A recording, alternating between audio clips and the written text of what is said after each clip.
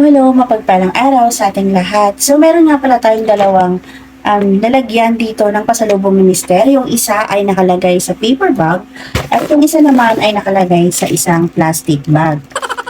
And then, thank you nga pala sa Unlocks family na siyang pinagmaneho ni Mister kaya meron tayong pasalubong ngayon. And then also, thank you din sa Manila Travel and Tours na kung saan doon siya nagtatrabaho. So, i-unbox natin yung laman nitong paper bag.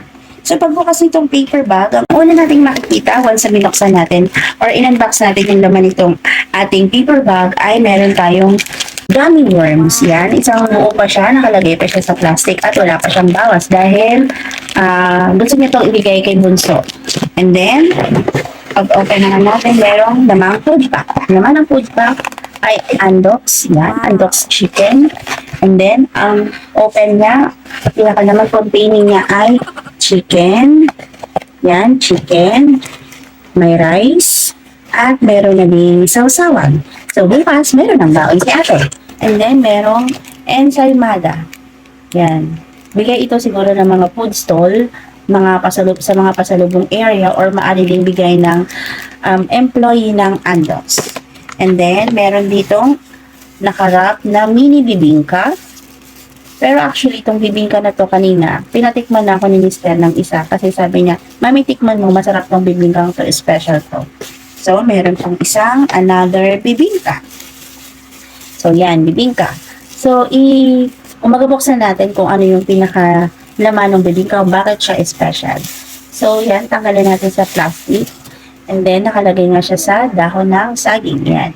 And then, i-break natin or hatiin natin siya para makita natin kung bakit siya special at kung anong meron kung bakit siya special. Yung kanina na natikman ko, napaka-fluffy nito. Parang ginamit dito is yung cake flour kasi hindi siya yung typical na bibingka. So, yan, hatiin natin.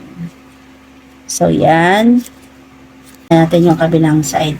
So, yan. Meron nga tong cheese sa gitna, melted cheese. Yan. Hindi lang siya masyado makita sa video dahil,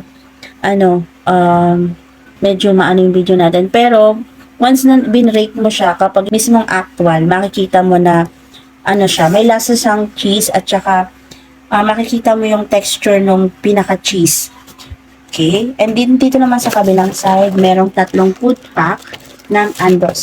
So, yan, may chicken, rice, at sausawan.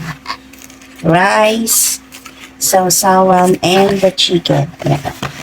Then, tignan natin yung kabila. Siyempre, chicken na naman to kasi nga Andox. Thank you so much ulit, Andox family. So, yan, chicken and sausawan. So, napakadaming chicken. Pwede natin itong ulamin ng umaga at pwede din ulamin sa tanghalian. And then, pwede mong gawan ng creativity kung paano mo mas mapapasarap yung chicken. Pwede mong dagdagan ko. Pwede mo siyang gawing silog meals. Like chick silog. Wala namang iba, syempre. So, yan. With rice na rin siya. So, tipid na tipid tayo. Merong baon si ate. Meron ka na din kakainin sa umaga. Kumbaga, iinit mo na lang siya para mas maging appetizing yung ating pananghalian or yung ating umagaan. So, yun lang. Maraming salamat nga pala sa Unbox family. And thank you for watching this video. Nawa, mas marami pa tayong ma-unbox na mga pasalubong once na nag-travel si Mister. Thank you nga pala sa patuloy na pag-support sa ating FB page. So, yun lang. Maraming salamat.